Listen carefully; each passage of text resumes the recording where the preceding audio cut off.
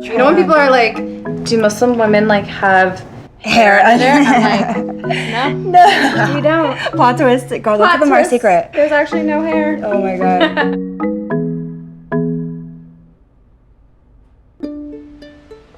I don't know how I'm gonna start this. I just wanted to come on here and speak because I felt like I had to. Let me just address, yes, my head is covered. I am Muslim if you guys didn't know that, but my channel is for everyone. We're in for a ride.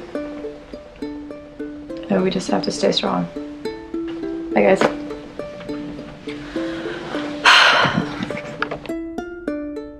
I feel like people just like refuse to believe that I'm a normal girl. I started wearing the hijab almost 2 years ago, and I was going through a lot. I was really confused at the time, and I really turned to my religion. Before I started wearing the hijab, I was actually a natural hair blogger. Even prior to wearing the hijab, I was always a bit hesitant because I knew a lot of my followers weren't Muslim. And now I'm like, it's like a part of me, so why would I hide that? Today, I just want to share how I maneuver as a Black Muslim woman in Los Angeles. I'm going to meet with my good friend Nilam, and we're going to chat about our shared experiences being Muslim women, and we're going to do it over a manicure. These ones are halal. Halal means that it's breathable and it's vegan. I'm going to do white. Okay. Cheers. Let's go before I change my mind. Cheers. Cheers. So how are you loving LA? I am obsessed with LA. I feel like I turned into a Cali girl so fast. I mean, it's obviously different from Minnesota. Like, I came here and it was such a culture shock. Speaking of Minnesota, like I was just there. You were just there, yeah. And one of the number one things that was shocking to me is to go any place and see a hijabi, a group of hijabis. Yep. And I was just like, whoa, like coming from LA, you don't see that. Mm-hmm. So I understand the culture shock. Like, yes. I don't know if I ever told you this story, but I was sitting at Earth Cafe with a couple of my friends, and it was like we were caged animals. It was the wildest thing ever. Like, we were just sitting, you know, enjoying my avocado toast like always, and like this girl is staring at me from one side, and then I see this other girl staring. I see firefighters in uniform just completely staring at us. You know, I just recently started wearing the hijab, just only, like a year ago? Like the transition to like, okay, I'm going into modest fashion and wearing my hijab. You know, I feel like it's been positive. LA is like a melting pot of people from everywhere. I feel like they're really open out here.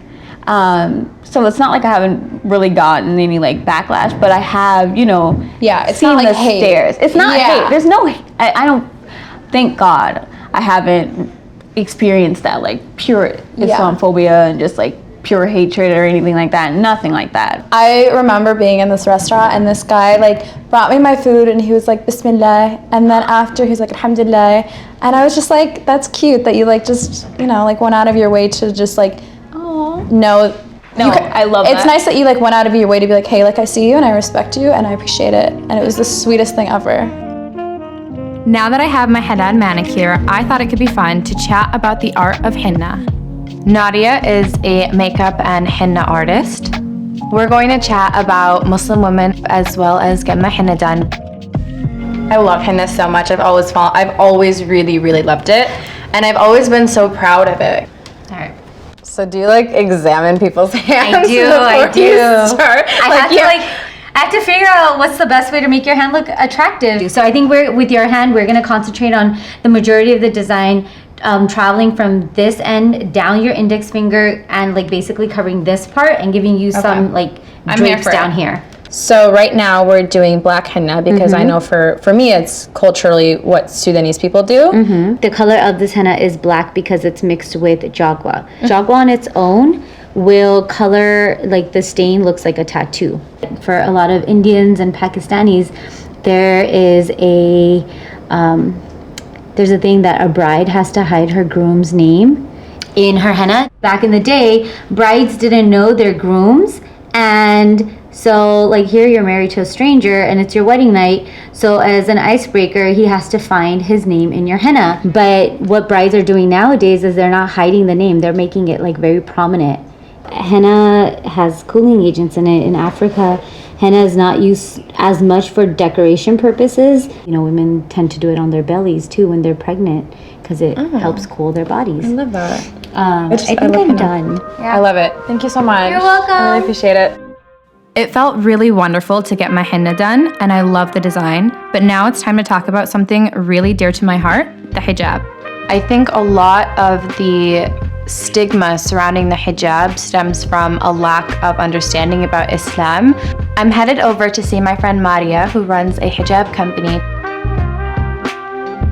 It's so cool to me how there's so many different ways to wear the hijab. And how does your family typically wear it? Well, what's interesting is because my mom is Mexican. Yeah. And she's a convert to Islam, born and raised in America. So she never had like a culture that practices the concept of hijab. She would wear like the one pieces.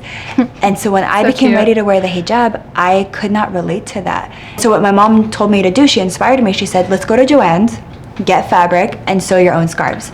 It's hard when people only talk about the negative aspects of it because of course that comes with it inevitably, but like they focus so much on that.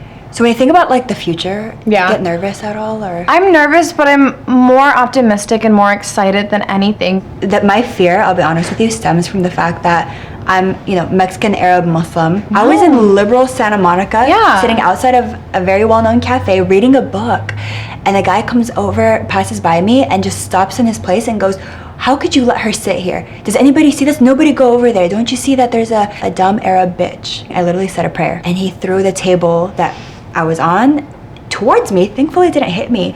But I'll be honest with you, like, aside from that being really scary, and he like kind of ran off after that, the scarier thing was that there were two elderly white women who were sitting next to me, and they didn't say anything. But it was things like that that made me realize, like, this is 2018. I'm an educated, self-sufficient working woman.